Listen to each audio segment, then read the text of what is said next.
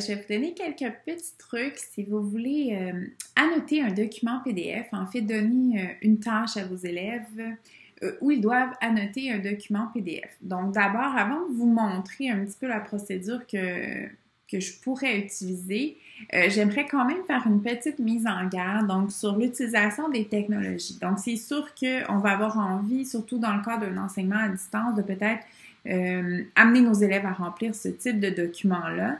Mais il ne faut pas oublier que nos élèves, avec le numérique, si on veut qu'ils soient engagés, qu'ils soient motivés, on doit quand même les mettre en action et les amener à créer. Donc, oui, je vais vous montrer comment faire, mais on va éviter de rester dans la consommation passive, donc c'est-à-dire l'enseignant donne du contenu et l'élève remplit les trous.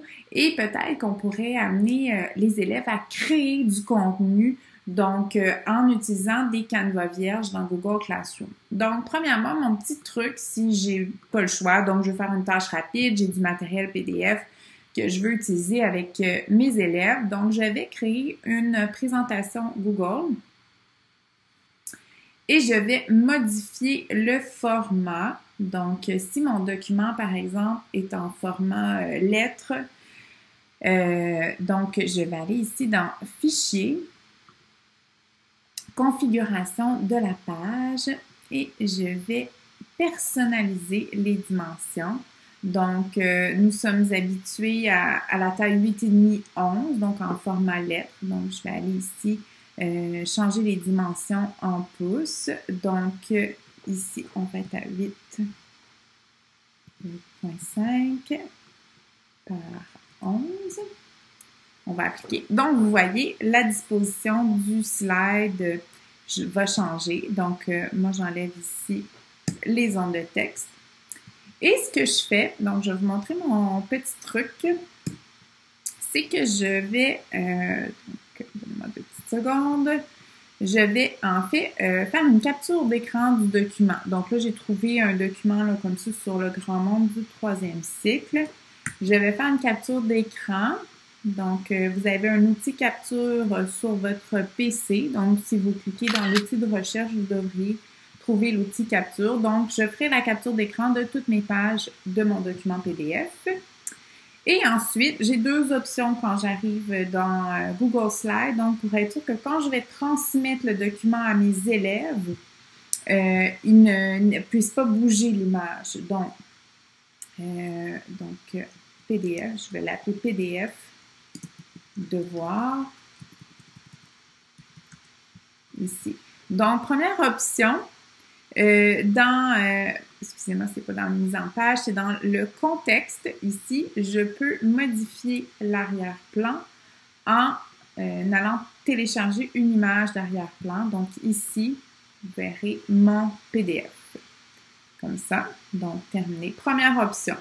Deuxième option, donc je vais ajouter une page blanche ici. Donc, je peux aller afficher le modèle et aller tout simplement insérer mon image ici. Donc, ceci dit, si vous avez plus d'une page, donc on va redimensionner de cette façon-ci, comme ça. Si vous avez plus d'une page, en fait, vous devrez la dupliquer et aller mettre chacune de vos pages de cette façon-ci. Ensuite, vous fermez. Donc, ce sont les 2 façons de procéder. Et comme ça, quand vous partagez, l'élève ne peut pas bouger. Donc, ensuite, admettons ici, c'est mon Canva. Je vais dans mon application Google Classroom.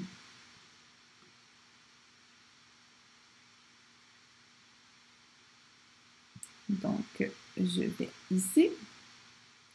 Dans ma section Travaux et devoirs, je crois que c'était une tâche d'écriture. Donc, ce que je vais faire, c'est que je vais créer un nouveau devoir. Je vais l'appeler révision. Je vais ici ajouter, en fait, non pas créer, donc je vais ajouter à partir de mon Google Drive. Normalement, le fichier récent va apparaître en premier. Donc, mon Canva que je vais insérer. et je vais faire une copie par élève. Donc, de cette façon-ci, le PDF, en fait, va se renommer au nom de l'élève et chaque élève va avoir sa copie et moi, je pourrai donner une rétroaction par la suite. Donc, je ne mets pas de notes. Je pourrais ajouter une date limite. La thématique, je vais aller ajouter écriture. Et ici, je vais publier le devoir. Donc, il va y avoir un petit délai.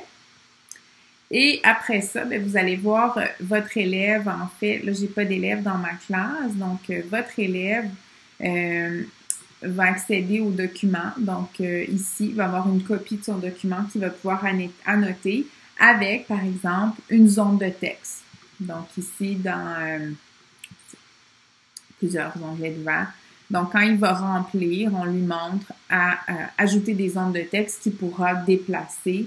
Il peut les mettre la couleur qu'il veut aussi, utiliser la police de son choix. Et moi, ce qui va être intéressant, c'est qu'à partir de Google Classroom, je pourrai aller lui donner une rétroaction. Donc, c'est sûr que moi, je vous proposerais autre chose. Ce serait vraiment d'amener vos élèves à expliquer, verbaliser sur le concept, toujours à partir d'un canevas de Google, mais sans nécessairement avoir de trous à remplir. Donc, résume-moi ce que tu connais du nom. Donc, on pourrait même l'amener à verbaliser avec une extension qui ajouterait de l'audio. Donc, essayez de repenser vos tâches pour aller de plus en plus vers la créativité. Mais c'est sûr qu'en début, vous allez faire ce genre de tâches-là qu'on appelle plus des tâches de consommation avec le numérique. Alors voilà, c'était mon astuce pour l'annotation de PDF où vous n'avez pas besoin de télécharger d'autres applications que vous pouvez tout simplement faire directement dans Google Slides. Merci.